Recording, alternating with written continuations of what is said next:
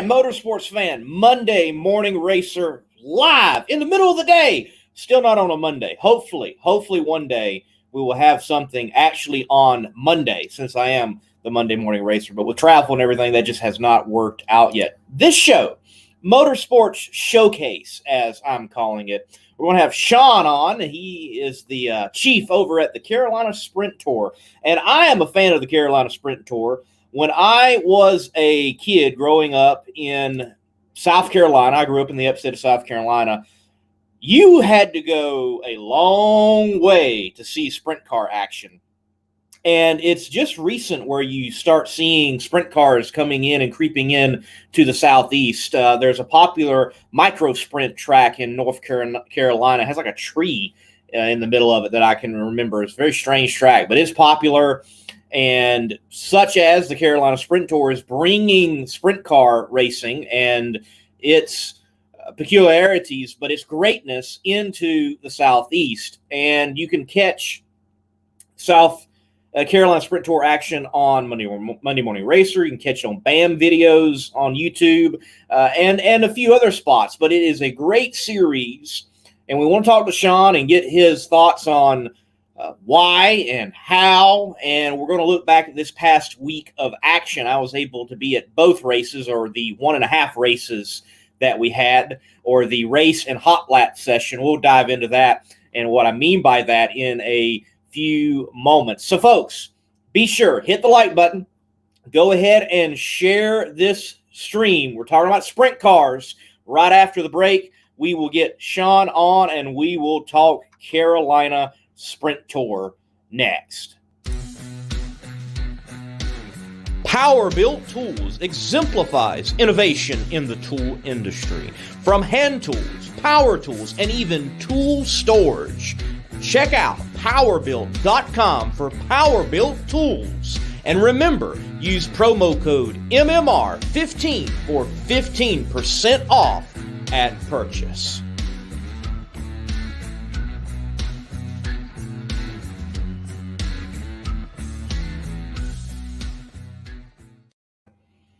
All right, Mr. Sean Vardell. It is Vardell, right? Yes, sir, Vardell. All right, Mr. Sean Vardell. So, what is your official title with the Carolina Sprint Tour? Let me put it that way. Is it El Presidente? Is it El Capitan? What's the title, man? I guess I run all the finances, and in a way, I'm responsible for everything getting paid and paying taxes on it all. And, I mean, I do own it on paperwork, but I don't just make it a dictatorship. We kind of run as a vote club, and I guess people that have better opinions than just drivers that are wanting to race kind of get to put their 2 cents in, so we all kind of keep each other accountable versus one guy runs all the show.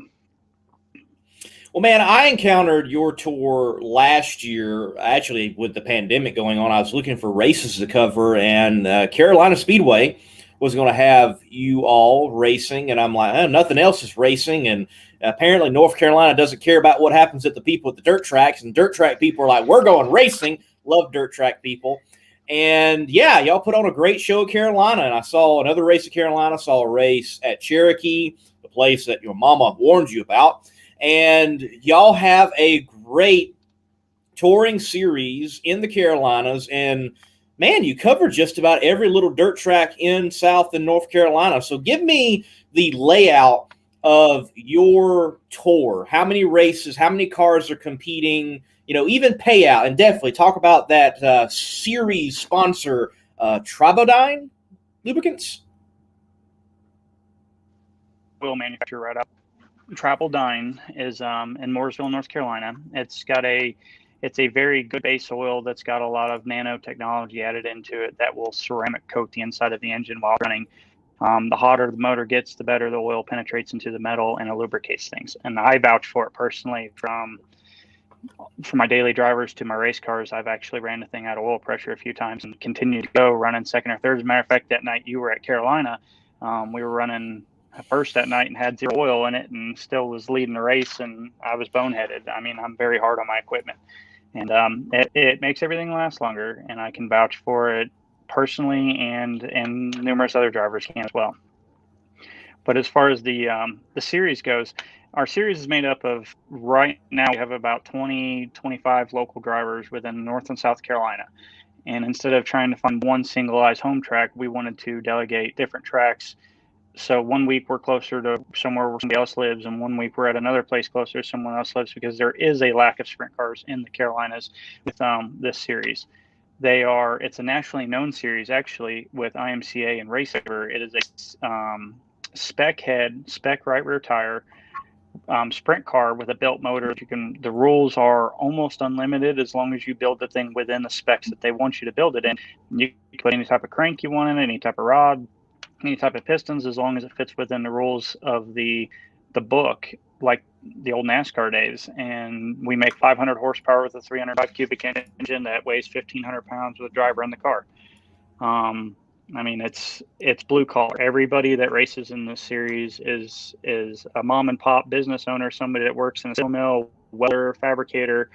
Everybody in it is a traveling blue collar working class person, and that's what we strive to do, is to give back to them folks, to give local tracks a hometown hero to root for again. Some of these bigger series, they kind of forget about these smaller tracks and don't really go back to them, and the drivers kind of move on, and everybody forgets about where they come from. We strive on to give back to the drivers and to give back to the fans, to give them the opportunity to be the hometown hero. And because talent and money sometimes takes you further than some of these guys can really go. And we just do everything we can to give them the best opportunities we can. So speaking of the tour, again, love what you're doing, hitting the list. It's a great list of tracks, and you're running from like March to October. So it's a good long season, and you've got doubleheader weekends, and then sometimes you got just, 1 weekend a month, but it seems like it's worked out where guys can get a lot of racing in at one time, and yet they're not drawing it out week after week after week. So I really like how you've got your schedule structured. And folks, you can check the schedule. You can easily find it at the Carolina Sprint Tour Facebook page. It's pinned at the top. It's the first post, so you can find that very easily. And man, look, people have already asked with even the most recent video I put out. A gentleman in Virginia was like, man, I don't get to see a lot of sprint cars in Virginia. What's the possibilities of something like this coming up into Virginia? So what are your plans? Does the Carolina Sprint Tour stay Carolina, or does it expand a little bit and become more southeasternly? What's the thoughts? Our actual plans are to grow this thing as much as possible as tracks will allow us. It started off in North and South Carolina with us living in North and South Carolina. A lot of our drivers range from Myrtle Beach,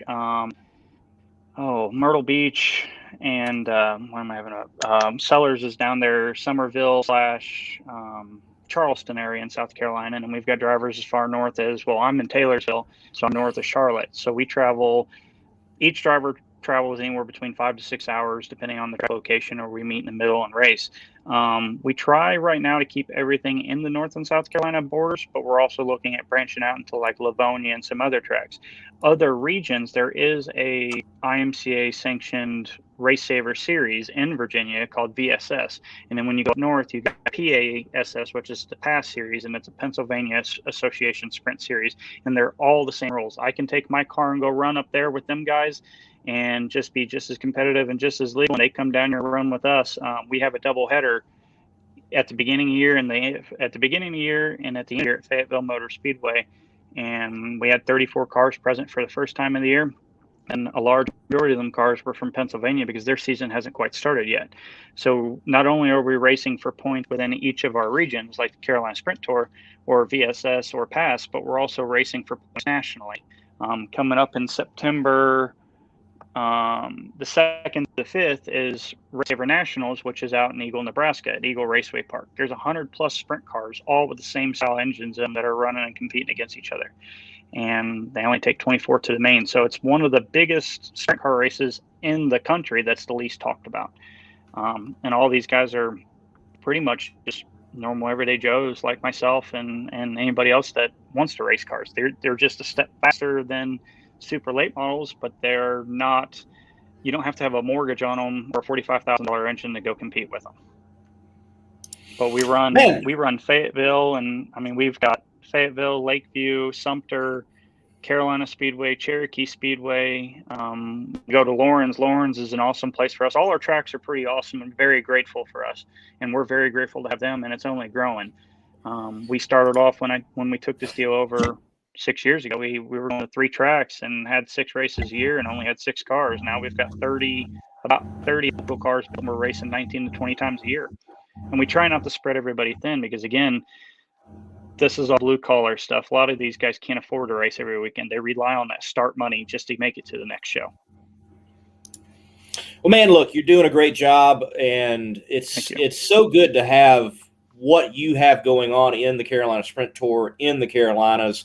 Like I said, I can remember as I started the show, as I've told you before, I can remember as a kid watching World of Outlaws, and it seemed like it was so far away, just so far away to catch anything they were doing.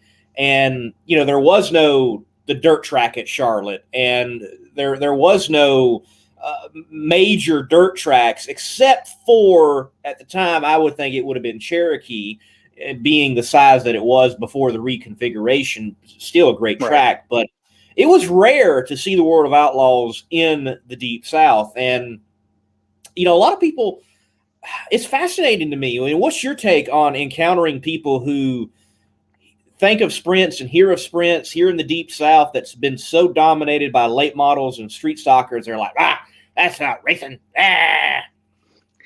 It's a constant argument. It's a often debated subject. We come to a lot of these tracks that can't stand sprint cars. They have to be push started. They don't have starters. They take forever to do this. They're too fast, not racy. The track's too dry.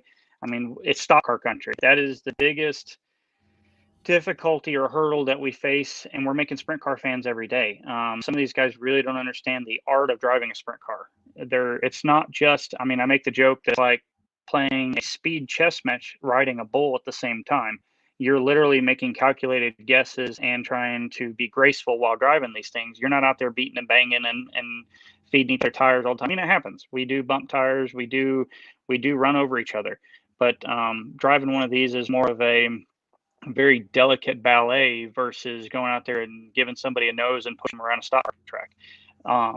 With the being said, in the South, we have a lot of very large tracks, and tracks starting to get smaller because of these cars have so much traveling suspension nowadays versus the old leaf spring stock cars or late models that used to run around here that you could go run, you know, pretty much an old style cup car that you would run on dirt one night and then you would take it and go run asphalt the next night. A lot of that's gotten away from that with the high travel suspensions, like what sprint cars and late models and modifieds have turned to. The tracks have gotten to get smaller because the shows have got so stretched out from somebody running with it. So the smaller tracks really benefit, but we have so many large tracks around here, like Antioch 311, Lancaster. And then you got even Cherokee, where they made it a lot smaller. And Carolina even took a whole lot of dirt off top of it a few years ago to try and make the racing less hammer down heavy and make it slick stock car style racing. But it's always been something with the South and the Southeast being here in NASCAR country. If anybody's got any talent or money behind them, they're probably going to do this for a little bit, and then they're going to move on up to late models and then move their way, or late model stock cars, and then move their way up into the NASCAR world, where you could go to the Midwest and all the professionals are all driving a dirt or late model or a sprint car or a modified on a professional level every weekend. The dirt suffers in the Southeast because of the NASCAR mentality with a lot of stuff, but it also grows and gives other guys the opportunity to try and do something. But with being said, a lot of the NASCAR guys end up working in it, and they can't be around on weekends to race, so they're on the road traveling throughout the weekends. It is an interesting dynamic for sure, Sean. I can remember the first time I went to a dirt track. It wasn't in the Carolinas, even though I grew up in Anderson, South Carolina on I Street and was surrounded by Anderson Motor Speedway, Greenville Pickens Speedway. Lanier was jumping at the time. If I remember correctly, when I was a kid, Livonia was still asphalt, in fact. It was not the dirt configuration as it was. First time I went to a dirt track, it was Texas. When I was living in Texas, south of Tyler, Texas, there is this, I'm going to say it, hole-in-the-wall dirt track carved off the side of a mountain. Yes, there's actually some mountains in East Texas. And that's where I experienced dirt for the first time. So it took me going to Texas to get dirt in the Carolinas. So there's definitely an asphalt late model mentality. You know, I joke with people, or I inform people, you know, even modifieds in South Carolina, the upstate in particular, you were never going to see a modified on asphalt unless you went to like Bowman Gray. That was it. You just weren't going to see it. So a lot of motorsports in the Southeast, but very much honed in on very specific types of cars. So again, that's why I'm trying to showcase your tour. You're doing a great job. In the Carolinas, what other track would you like to have on the list that may not be on the list right now? We're looking at opening up some of our horizons on that. Our cars are mainly built, so like if we were to try and go to Lancaster, we don't have enough power to pull there because the straightaways are so long and the turns are so tight. It would just be very hard on equipment as far as engine wise. Our engines do make power, but they only turn 7,200 RPM, and trying to grunt one out of the corner and then hold it that long for a long straightaway is very brutal. 311 was probably one of the biggest tracks we went to at one point in time. And it was an awesome racing facility, but we were really winding stuff out. Another awesome one that I wish we could really go back to would be Antioch Speedway, because of the dirt is so much like Harris. Something about being on that northern side closer to Asheville, that dirt is so sandy in the way it passes. It's so soft and fluffy, but sandy. It just makes for a great racing surface. Some of these hard-packed concrete style tracks with us being on spec tire, makes it very difficult to make tires last and make longer racing. Make for longer races, because we're just out of tires within 10 laps, 15 laps, where some of these other places we can put tire on it every 3 nights and fine. But Antioch would be one I'd love to go back to, but I think they turned it into a monster truck or an off-road course. There's a talk about a track on I-77 in South Carolina, just south of Rock Hill, South Carolina, that I think we're going to try and go to. We have kind of lost a date at Friendship Speedway for next year. It was purchased out to go to a test development track for the SRX series. So I don't know if we'll be returning there for next year, which is an awesome facility. We've been there. It took 4 years to get into that place, and then they've just switched hands of ownership, and I don't think they have any intention of running sprint cars next year. There's another good one that we go to that they've really done a lot to benefit all racing in the Southeast. And then Lakeview and Fayetteville, they're constantly upgrading and modifying and doing everything they can to benefit all of dirt racing in the Southeast. And then, of course, we went to Lawrence. That's personally one of my favorite tracks, just because of the fan base is amazing. The racing's amazing. It's 1 or 2 grooves, a cushion. You can really just get in there and lay it on the top and go with it, where some of these tracks, there isn't enough support on the top groove without washing off. Well, hey, great to hear. There definitely are those thoughts of expanding right in the Carolinas. I know there are several other tracks. I think I haven't been to Modoc. I haven't been to Travelers Rest. They're out there. There's a few more that are out there for sure. We're trying to get in. We're trying to get in the Travelers Rest. We've been in communications with the owner of it. Anybody that knows anything about the Sprint Tour's history, when we took it over, you're having to fix it. The Southerners hold a lot of grudges, and we're trying to fix Band-Aids, trying to get us more exposure and to show that we can do positive things where there was a lot of broken hearts at one point in time. And that's part of my job with this, is to mend a lot of them broken bridges and fix it. And we're doing a good job with it. MoDOT is an awesome facility. Travelers Rest, I'd love to go there. We also, my ultimate end goal is to have an East Coast Nationals at Charlotte Speedway. But it's going to take more than just a 24 car field to even make it possible. We're going to want a lot of cars there, a lot of purses and stuff like that. Our purse structure is set up we race for, I hate to say it, but we race for peanuts. We are a traveling circus. We pay, with a 24 car field, we pay $650 to win, $225 to start. In that range, we'll put some pursing together for a higher purse at some of the doubleheader weekends, such as Fayetteville. We paid like $1,900 to win at the beginning of the season, and I believe it was like $300 to start. But these Southern tracks, it's hard for them to really come up with a $7,000-8,000 a night purse for limited car count without a bunch of support divisions, and we're trying to really push towards that. You're getting compliments on the trophy there, Sean. He's like bona fide 7-footer. Troy is saying there. Yeah. That's actually sitting on top of it's sitting on top of a trophy shelf. But that one was for 3rd place in points last year or the year before when we were running. I don't know. We're in my main cave. I got a little bit of trophies a little bit everywhere, but it's just, sorry about that. But thank you very much on the compliment on the trophy. We strive hard, like I said, we strive hard to take care of the drivers and to make them feel like that they're doing. A lot of these guys don't get the opportunity to go huge, and there are a lot of talents overlooked. So I want to give back to my dream's always been to be the blue collar hero where I went, and I strive to do that for all the drivers. All right, man, look, let's dive in a little bit more personally about you, because from what I understand, you're not a Southern boy. You're out of the Midwest. You're now here in the Carolinas. You're doing, I imagine you like took sprint car stuff and said, hey, I'm going to do sprint car stuff here in the Carolinas. So talk to me about your journey here, and then I'm going to show some photos later. Talk to me about your car specifically.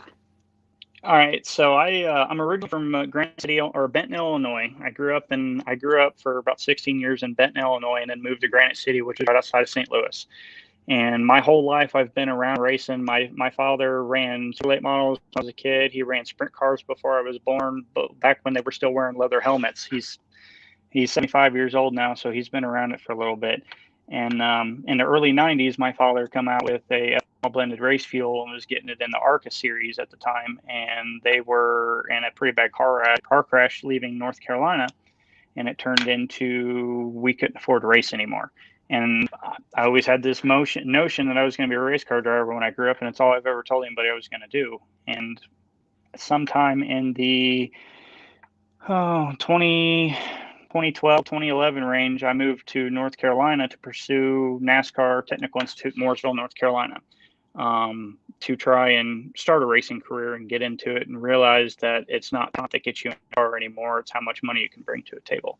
So upon my graduation of there, I was already working in racing, hanging bodies for guys like Bobby Gerhart, working for Brian Smith. And then I was working car chief and on K&N series for Ryan Reed and Tanner Berryhill and Viva La Raza with the Mr. Hilton of the NASCAR Mexico series. So I've been around quite a bit of it before I went to Roush Fenway Racing, where I was a fabricator and a back tire changer in training. And then I ended up falling in love with what's called outlaw carts. A friend of mine tonight says, if you want to drive something, jump in it. And I was like, I ain't never driven anything since a go-kart since I was 12. Went straight to an outlaw cart at Bear Creek Speedway, which is a small go-kart track up 77 outside of Elgin. And it's a 500cc two-stroke motor strapped to a go-kart chassis with a wing on top of it, and I got hooked with open wheels. I'd always wanted to drive stock cars all my life and ended up getting in this thing, and I was like, this thing's insane. It's wild. I had no business being in it, and I fell in love with it. First thing I'd ever done outside of a go-kart since I was like 12 years old. And we didn't tear anything up at night. The lights actually, it was quite funny that the lights went out on the track as we were starting on the pole of the feature, and the lights went out in the feature, and then ended up turning into, well, it was a rental ride, so I got to go to the next one. The next one ended up being at the Georgia Dome in front of a Monster Jam series. We were out there putting it on an expedition race, and it was the second time I'd ever been in one, running second. I hit a monster truck ramp and flip it in the infield in front of 50,000 people. And that's whenever I really just decided I wanted to run open wheel stuff. A few years down the road, I mean, Millbridge got very competitive. It was all the stomping ground for all the future. It started off with like 6 cars, and then it turned into, we had 20-something cars every night just on our level before the kids' classes and everything else. And it turned into how much money you could spend on a motor, and then it turned into being horizontally challenged with gaining weight. Half the kids I was racing against were 130, 140 pounds, and here I am 180 pounds and couldn't keep up with them anymore. I met my wife 6 years, or now wife, at the time girlfriend, and she just wanted to see me in something bigger and get out of the outlaw kart stuff. And then that's whenever we turned into, let's buy a sprint car. I didn't know how many sprint car scenes there were at the time. There was actually 2 different series. There was the Race Saver bunch and then another group that were using similar Race Saver rules. And I bought the car, jumped in it, and it blew up the first night at Antioch. And then, the first night in the heat race, and it just scattered. And from there, I just hooked on big car stuff because it wasn't as hard on the back. There was suspension. Big V8 engine compared to a 500cc on steroids that usually last 3 nights before it blew up. turned into that to going to Sumter to win in my first sprint car race that I actually was able to compete in. And it's just been, we went to our official drivers meeting that winter between the two, and that's whenever I decided to get in ownership with the series. It needed some structure, needed some money. Sponsorship was a little bit lower. Like I said, it was struggling. It wasn't on its way out, but it was struggling a little bit. And I have had a lot of mentoring from guys like Cody Summer, Jacob Nord, Matt Curl from up there at Falls Nationals. I help with the Dome, or used to help with the Dome, that big indoor dirt track race in St. Louis. We help build the track with the gun deckers and stuff, and then we run it for 2 weeks and then tear it down. So I had a lot of mentoring help on promotion side and been around it all for knowing Cody for as long as I have. And that's when I decided, well, let's take some of this knowledge that I've learned from him and put it into, let's get sprinters in the Southeast. And this is where we're at right now. First year out, we won Rookie of the Year. Second year out, we finished third in points. Fourth year, last year we won the championship. And this year, I think I'm sitting third in points while everybody runs it. Jeff Oliver's been a very hard guy to beat, and we were fighting some demons in the car that I wasn't aware that I had going on with it. And we've got some very good officials. Andy Stapp is our race director, and he is a sprint car veteran. He's been around this stuff his entire life, and he come down here for NASCAR country for Dale Jr. and worked in a lot of different cup shops, and now he is our race director while he has his full-time job. And it's just, we have a lot of good support behind it. And yeah, there's the car right there. The mean green machine. A lot of people don't like green on race cars, but we went with the colors. My father couldn't see it when we would do a live stream on the from some of the tracks not having much lighting, so I wanted to go with something bright that he could see, so that way he could point me out on the track. And that's where we ended up with it. No, man, I like the green. You got a good-looking sprint car out there for sure. We do have a question Troy is asking. Yeah. Are the differences in dirt surface more a track-to-track thing or more a regional thing? And I would say it's like all of that. Both. It's Yeah. both. From track to track on different sides of the mountains. I mean, I say the mountains, but I don't know the actual line that it would be difference from. But you get the Harris, Lawrence, and Antioch, and the dirt is one type, and it gets different when you get down to Gaffney. Then you get down to Carolina, and the dirt is completely different. And then when you go to Fayetteville, it's very sandy and gritty. Same thing with Lakeview. The track from different regions went to Port Royal, and it was hard gumbo that would glass over, turn slick. Down here, we don't really go slick. It just turns very dusty to where the dirt just balls up on itself. It's like running on sand or running in on, I guess, on an asphalt where you would talk about running in on a whole bunch of marbles. That's how the dirt down here gets. At Carolina, Harris, Antioch, those three places, the dirt actually gets real gritty. You can almost put a pair of sand paddles or bike tires on it and get a whole lot of grip. Can't do that at a place like Carolina or Cherokee, because then it just wants to wash up the track. It is a major learning curve to drive on. All these different facilities have different characteristics for driving. Lawrence this weekend, you can really toss the car off in the corner and use the banking to hold you into the corner. We're rim riding the wall as much as possible, as fast as you could be. When we go to Lakeview, the bottom's the fastest. When we go to Gaffney, the bottom's the fastest, which is Cherokee.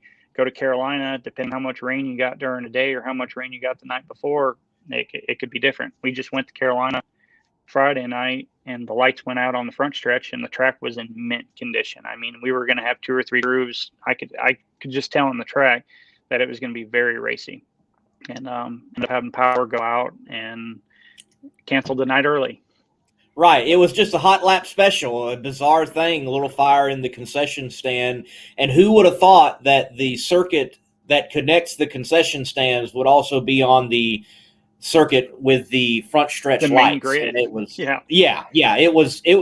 Look, I remember hearing them announce, I'm like, it can't be that dark. There are lights still elsewhere. And man, once it got in the night, I'm like, wow, that is dark. Oh yeah. So it would have definitely been interesting. We were talking about putting our trucks out there just to get us some lighting, but get again, something, right. we try to be very safe with everything. I mean, we're driving sprint cars. We're borderline nuts, but at the same time, we don't go to a track unless we won't set foot on track unless there's an ambulance present.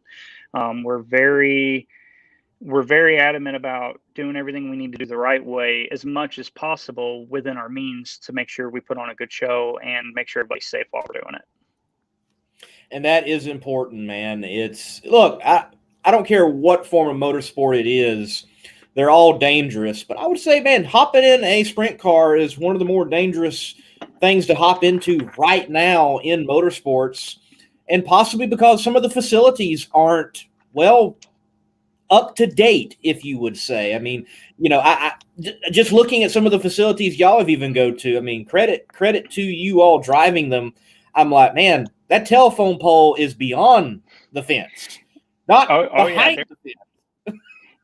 There's I went for a ride last year at Lawrence, and I was actually riding on the wall, make pass on the outside, and I actually drove up the wall, and I was getting ready to exit out on the backstretch off the wall, and I looked, and there was a Z71 parked 40 feet ahead of me, and I was like, so I go out and hit the truck, or do I try and bring it back down in oncoming? I brought it back down, but nobody hit me, but it was still one of them things that Southern tracks, and I'm not knocking them whatsoever, they are a little bit behind on some of the times with the safety stuff, to fences, poles on the tracks. But until they can get more support and more money, how do you put more money in investing and fixing some things? I was very spoiled in the Midwest and up north with tracks and safety fences. I mean, it was all, almost NASCAR grade catch fences, safety barriers, everything on every track in the Midwest. To in the Northeast, all the way up to you come down here, and we got telephone poles sticking up that would easily turn us into a shish kebab on some of these facilities, or concrete barriers that you can run off and hit. But again, it's the Iron Man of what makes Southern race car drivers different than any other race car drivers in the area. These guys can be very brutal. I took chances in a front wheel drive at Cherokee one night in a SCDRA car, and I was just asked, it's kind of like a hobby fun thing. And the steering column comes down in my lap, and I'm sitting out here shifting gears, my left foot trying to stick it up under the steering column to keep the steering wheel off my legs while I'm driving. And I think we're running third, fourth, and the guy behind me is trying to dump me and spin me out. And that's when I was like, I just like open wheels, because we don't do this. Can't do it right. These guys are all about dumping somebody. And I was like, I have no desire for that. Right.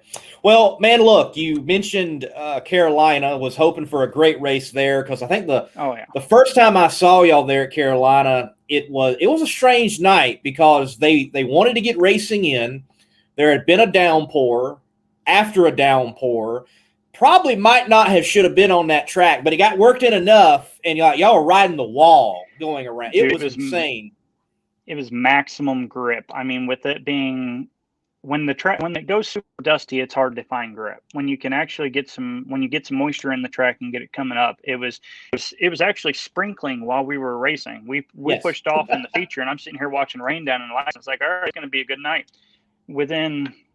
We pretty much had we had one caution that whole night when you were out there, and then we had the second one that I was involved in. But we were splitting cars left and right. Myself and Jake Harkland, we were leading it. I was leading it, and we were lapping up to the sixth place car, and we were splitting everybody in between. Out of 18 cars that were there that night, I'm pretty sure there was that many. But we were literally, slice and dicing. He would take the low line, I'd take the high line, and we're splitting lap cars, going crazy. And a lap car come up and getting in turn one, and he didn't know I was there, and I ended up clipping his right rear tire and yard sailed the whole car and getting in turn one. It wasn't pleasant, but when the track is heavy like that, and we can really put the power down to show how much speed these things have and how graceful they can be to race. We'll put it on the top. There's no issue there. We're very adamant with driving these cars is maximum speed all the time, no matter what the grip level is. That's what makes them phenomenal. That's what people don't understand when they see them. You're driving a high-speed tractor, the drive shaft, everything in between your legs. The controls are straight up and down, and all your job is to find grip and find the speed to get around somebody else. That's all it is driving one of these things. Yeah, I really feel like, though they're world apart, the essence to me is the same. There's not that much difference from a top fuel dragster and a sprint car, honestly, because they're just pure race car. That's all they are. It's like race. This is all this is for. Like you have to roll it off and push start it. When you have to do something like that, there's no going down the road and going through the drive-through and like Taco Bell, won't let me walk up. You're not doing it in a sprint car unless you got to get rolled off. I mean, it's just Nope, it's literally an engine with a mechanical fuel injection system on it. Same thing as that was on an old Stingray or some people's grandparents' old old car when they used to come out with Hillborns from factory at some levels. But it's literally an engine, a mechanical fuel injection, a magneto from an aircraft at some point in time bolted into a small block Chevrolet. The transmission, or not even transmission, you got the drive shaft that runs in between your legs, the fuel pump right to the firewall, and it goes straight back into the rear end, and it's an in-out box. So it's literally you're sitting on the motor and drive line, and the chassis just floats above the tires just to keep everything where it goes. And all the wing does is keep your left side leverage down. I mean, aerodynamics is very big in these cars for speed purposes, but without the wing, I mean, we could back it off in the corner all the time, but the wing is what builds the speed. And they say non-wing makes the driver, but it takes a certain skill set to race either. Sure, yes. I mean, there is a lot that goes on very quickly in these cars, no matter what. And again, it's all about being graceful with it. You can't really throw one in there and expect it you upset it pretty easy. I mean, a super late model, you can usually, if you bobble in one corner, you can rebound and catch up the next one. It actually takes us about 2 corners to figure out how to get back to where it was because we were so used to the air. The air gets dirty in traffic. And I know they do that in supers and modifieds. The air gets dirty and it changes the way the car handles. But us, you're flying the wing in the air. You're not just driving the car. Right. All right, man. Look, let's take a look at the action down at Lawrence. Actually, the race that did get in this past weekend. First time I'd ever been to Lawrence, and great little track, bull ring for sure, high banked, and it lived up to its moniker of the Darlington of dirt. It truly did act like that. But, lap 1, heat 1, got kind of interesting. Let's take a look at it now. Here, the Carolina Sprint Zone.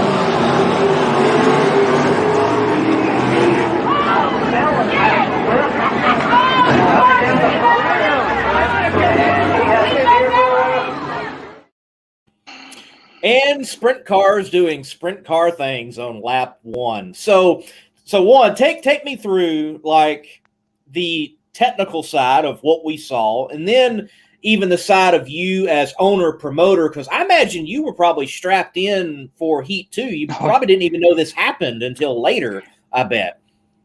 I didn't see what had happened on the racetrack. I knew with our receivers in, I could hear the tower and talking about accident. I didn't know who was involved in it. I didn't know how bad anybody hurt or if there was anybody hurt at all. All I seen was yellow, yellow, red flag, red flag, red flag. And I see Jody McCall, which is the owner of the number 7 car that was involved in that incident. And then I seen the 88 crew chief, Dylan Thrower, running up to the racetrack to figure out what was going on. And a couple of my crew guys that were watching the track come back and said the Sellers and McCall had just been in an incident on the front stretch. And then about five minutes later, I see Sellers' car come on the record, and I'm looking at it, and I was like, oof, that's pretty bad. But I didn't see Sellers around anywhere. I didn't know what had happened during or after that, but they said that he had gotten out under his own power and he was okay. But I've been for many of them rides, and we're okay. The adrenaline's running. Once everything calms down, you're pretty sore. You're jostled. I've been bamboozled before where I didn't know where I was for a week. And no, it wasn't a Mustang. I could see that pop. But no, it's being from the technical side of that, it's really hard to know when somebody's coming up on your right side like that. You can usually have a good sense of hearing it, but you can also feel the air coming off the car. Our heat races are designed to go passing points. So we don't qualify. We pill draw at the initial start of the night. So wherever your pill draw is where you start in your heat race.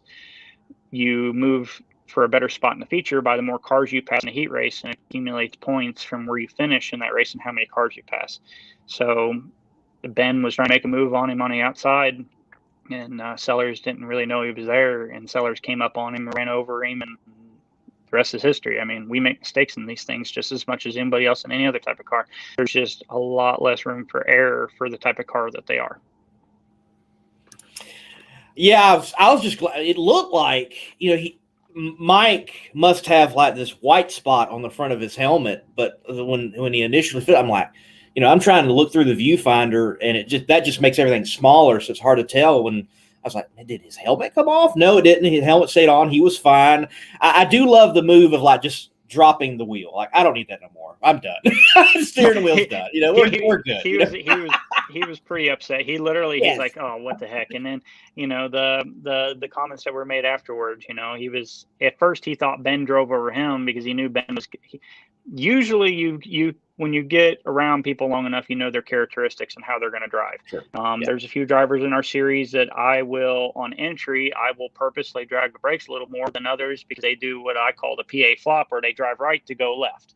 And whenever I know I'm behind somebody, I'll be like, all right, I'm going to wait till he does his thing, and then I'm going to go around him on the outside. Around the outside is treacherous. Trying to pass anybody on the outside, especially on entry, is treacherous. You usually wait till the exit. Ben found a hole, and he thought he was going to make it. And Mike, it was a combination of Mike didn't hold his line, and Ben probably should have gave him a little more room, but Ben was trying to make a hard pass. And I mean, we all want to move forward. And Mike afterwards was like, he brand new wrap on the car. He just gotten this new sponsorship with the disabled sportsmen. So we try to help younger and or older disabled people. Mike does a lot of fishing, and I actually have hunting land here that I have disabled sportsmen that come up and hunt on the land. We're a different organization, but we still try to give back to the people as much as possible. But he had just gotten the new wrap, and Mike's as blue collar as they come. So he's going to spend some time trying to rebuild that thing before the rest of the season. We've got 4 more left, and he's sitting like second or third in points right now. So he's a man. This sucks. Yeah.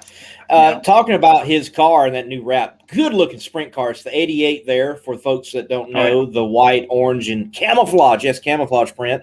And this is the thumbnail to the video. Yes, that video, you can see it on Monday Morning Racer YouTube channel. It's the heats and the features. And yes, I did pick the 2 people in hot laps that got involved for the thumbnail, just because it's MMR. I had to do that. But both beautiful sprint cars. Love the autism awareness car. And then, Mike, I mean, it just had like some Dale Jr. vibes going with the 88 and the orange and the camouflage. And, be good to see him back out soon because that was definitely a good-looking hot rod.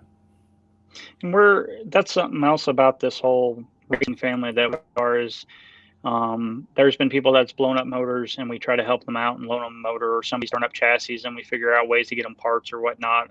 Mike we're trying to find him parts now to try and get him back on the track because we refuse to let him quit. But we are a traveling circus, and everybody is in this together. So if somebody needs something, then we always try to take care of each other. There's been newcomers that have come down from Pennsylvania that have scattered motors or had motors in the bed of their truck, and one of our locals blew up, and we've loaned them parts or loaned them whatever just to get everybody on the track. We're always helping each other out in the pits. I mean, at Fayetteville here, my car's on jack stands more than anything while I was fixing everybody else's or putting valve springs in the motor or setting time and resetting the injection, because there's a lot of maintenance that goes on with these things. These things are not street stocks. You take them apart, not fully, but there's a lot of maintenance that need to be looked over because that's how you find, like racing. The more you go through your car, the more you find things that break, the more successful racer you're going to be. A lot of people don't understand that, and we try to help everybody out as much as we can. All right, Sean, I'm going to show the last restart in the feature, and then after that, we'll briefly sum up and let you go, man. Thanks again for being on the show. Hey, my pleasure, man. What? Okay, yeah. We'll show the last restart.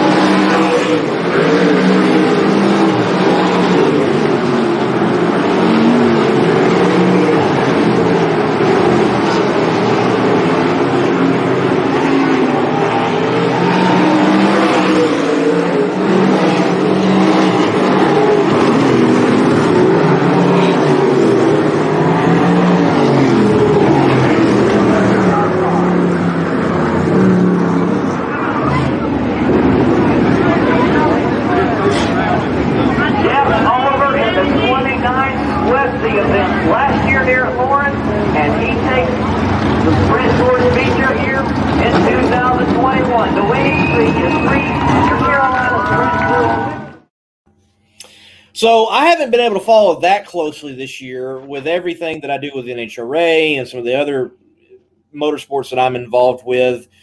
It seems like, though, from what I gathered being at Carolina and Lawrence, that the Oliver boys are doing very well, apparently. They are dominating the season this year. This year we've had 5 different winners. We had a guy by the name of Justin Clark win the first night at Fayetteville. On the second night at Fayetteville, and then Oliver won 1 or 2, and then maybe Meg won one race, and then it's been the Oliver show ever since then. So it's been it's making everybody step their game up a little bit more. We can't find anything Oliver's doing. He's not cheating anywhere that we can see. I mean, the engine rules are it's hard to get away with some things because it's the national sealed motor the way it is. But he's just on his game. He's racing with a purpose. He's got confidence right now in his car and himself and his adjustments. I mean, he is between both them brothers. They're very, very well with each other right now, and they're very well-oiled machine, and their heads are in the right place. That's like Kyle Larson. Kyle Larson's dominating everything he's getting into right now because he's very confident in what he's doing, confident in his abilities, and knows what his adjustments or what he's asking these guys to do. Confidence means a lot going into any race. It just it can make or break you in a night. Just knowing what you're capable of doing. Like I said, with our car, we had a hell of a good season, had hell of a good last season, and then we went up to Port Royal and ran, and I backed it in the fence at a place I'd never been to before, and the car just hasn't been right ever since, and we've been fighting some voodoo. We're getting it better, getting it back up on it, and we're going to move forward. But with the series, I mean, they are definitely the ones to watch the season, and Jeff is racing with a purpose. It can't get any better than that. Definitely, man, some great racing out there, and I would have liked to have known the conversation between their brothers, right? Oliver brothers, is that correct? Yeah. Oh, yeah. I would have liked to have known because I didn't show it, but you can see it in the full Monday Morning Racer video. But I thought we were going to have another sprint car doing sprint car thing moment in coming out of turn 4 because the 29. The right rear got into the left front of the number 9, and I was like, ooh, and it got through it, but it gave enough distance where the number 9 really couldn't do anything with the 29 after that. So the brothers are Danny and Jeff Oliver. Jeff Oliver's in the 29, and he's been really doing well this season. As a matter of fact, Danny, he won one race he won the Cherokee race. Danny is the number 9. Jeff is the number 29, and the run joke is at the racetrack after that incident particularly was Danny says, I'm just going to tie my brother up at the next one and knock him out before the feature. I'm going to make sure he misses the show because Danny's the older brother, Jeff is the younger brother, and he's very meticulous about what he's doing with his changes and his driving style and whatnot. I mean, both them brothers are very good. They're both originally from California, so they grew up around sprint car racing in California, which is a whole nother animal compared to what it is here. And it's very good camaraderie between the two brothers, and the fact that they put this much hype in everything that what we're doing from being from Georgia. I mean, they drive up from mid-Georgia to come race with us every weekend, so they're pretty much long haul the season. What we're doing, and we'd like to get a few shows down closer to the North Carolina or South Carolina Georgia border in the future, but they definitely add to the characteristics of our drivers and whatnot. Like I said, the conversation between the two of them was, I'm going to tie my brother up so I can make the feature the next time because I make the joke when we were doing asphalt late model racing back in the day, I would dump my grandmother for a grandfather clock at Martinsville. So, I mean, I can only imagine once you put the helmet on what you would do to your own brother to win a race. I mean, when I was racing karts, my brother used to beat and bang on each other all the time. And then we don't get that opportunity now. But it's fun to watch them two go at it as hard as they do. Alongside of, we got Brandon McLean and Jake McLean that are both brothers that have been longtime supporters of the race saver community in this region. They are actually the OGs that started a lot of it. They've bounced around a little bit here and there since it's been going, and it hasn't quite made it to where it is now. Yeah, man, I can only imagine, having a brother out in the race and, something happening and like, what was that for? Hey, you remember that wedgie you gave me back when I was like 5? Yeah, that's what that was for. I just needed to use it now. There we go. Oh yeah, and they definitely do that. They definitely go back and forth, and I don't want to say trade paint, but they definitely let each other know that they're behind each other, and the camaraderie between them two. Even from sitting fourth or fifth back, you can watch it in the way they're racing. Jeff is racing on his game this year. Danny has been very good, but Danny's more on the surfer wild side, where Jeff is the more meticulous wild. He's a quiet riot is what I like to refer him to. Danny is the surfer, hell yeah, dude, and Jeff is like the quiet riot. He's not very communicative, but he's very very on point, very direct with what he's doing. Yeah, I talked to one of the brothers. We got so many personalities. And that's what's good. I mean, it's so good to have those personalities and, have some opportunity to showcase them. And I talked to the one who drives the number 9, and It's interesting you make that comparison, because I don't even think I saw the other Oliver until he was like on the track. So, yeah, it's the interesting dynamic in what they're doing. So great that you've got those characters involved. And man, again, thank you for being on. I'm going to throw up the schedule here. It might be a little hard to see for some folks, but the schedule is going to be wrapping up here pretty soon. Looks like you've got Lakeview, Friendship, Carolina, and then a doubleheader at Fayetteville to close out the year in October. Yep, and then we'll release our next year's schedule probably January 1st, like we always do, and we're trying to add a few more dates to that. I mean, I would personally love to run 24, 25 times a year. But with until the car count gets more stable, I mean, I encourage anybody to come to a show, or if they want to try a sprint car, to come on. I mean, we promote. I mean, they are fun things to drive, and I don't want to say that they're entry level, but they're looked at as a lot of entry level because they're not 360s or 410s. I mean, they're very competitive to drive. Actually, they're harder to drive because they've got less power, so it's more momentum racing than it is. You can stand on a 360, 410, put it on the cushion, try and pass somebody. These things here, it's like you really got to hold momentum to keep it going. But it's growing. Come out, have fun. I mean, it's a family atmosphere. I mean, we all help each other out. It's not some of these places where it's every man for themselves. I mean, you're always going to have a little bit of that, but it's not like that at all. Well, man, I somebody from Australia racing with us. Yes. Number 11, I believe it is. Yep, 11T, Gareth Palmer. Yeah, got the Australian flag on there, and that's cool. I mean, man, the Aussies love their motorsport, especially dirt. They love it. So, again, that's why I hope more people will start talking about CST, Carolina Sprint Tour, because you've got some interesting characters and flair to it right now that I think others don't. I mean, you've got a guy from the international scene, racing. That's pretty cool. Not everybody can say that. And then you've got yourself out of the Midwest here in the Southeast now. And then it's a great tour, folks. That's why we got him on the show. That's why we're showcasing it. You need to catch a Carolina Sprint Tour race. You got several more opportunities this year. And yes, you need to catch it for sure. I know me, I might have to yank my fire suit out and find me another helmet and see if I can hop in one, because we got some big boy cars out there. We got some big boy cars. Way back, I did actually race a mini sprint. They had 10 horsepower Tecumseh engines. Had to be Tecumseh. You could not use Briggs & Stratton. That was interesting. But 10 horsepower Tecumseh engines, and that little hole-in-the-wall dirt track in Texas I was talking about, they had a smaller hole-in-the-wall dirt track next to the big one, and that's where we race. So yeah, I'd like to do that at least once and experience what the bigger ones are like. That would be cool. We'll have to work that out, Sean. We'll have to work that out. Absolutely.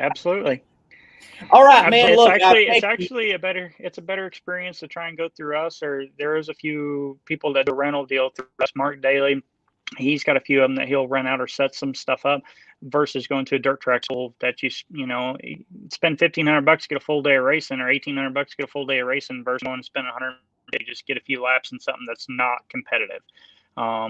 We try to do some stuff to promote some stuff. I'm next year hopefully going to have a few things lined up to try and help get more people involved into it. with Vardell Motorsports and the series. I'm actually trying to put together a 2-seater ride-along car for me to go out and scare the crap out of people at the racetrack. So, I mean, I enjoy the fan base and getting people. To see a kid laughing and smiling after a race is over actually means a lot more to me than winning a trophy at the end of the night. You know, we've made some very good fans over the way, and just to get that excitement out of somebody that's never been around it before is an awesome feeling. Well, Sean, look, keep up the good work, and Appreciate it. Whenever and however MMR can be there, we'll definitely be in touch and get there. And thank you again for being on the show, because I do Thursday nights, a drag racing centric show called Between the Slicks. And folks, tomorrow night we got Chris Graves, promoter of Nitro Chaos and Funny Car Chaos, on. But I want the MMR platform to grow, where maybe on Wednesdays it's different motorsports. So thank you for kind of kicking this off, and hopefully we can continue this in the future in many other ways, and keep sharing the good news about motorsports. So Sean, thank you. I've taken more of your time than I told you I was, so I'm gonna let you go. Hey, totally fine. Thank you, Lee. You guys have a great day. Folks, we're out.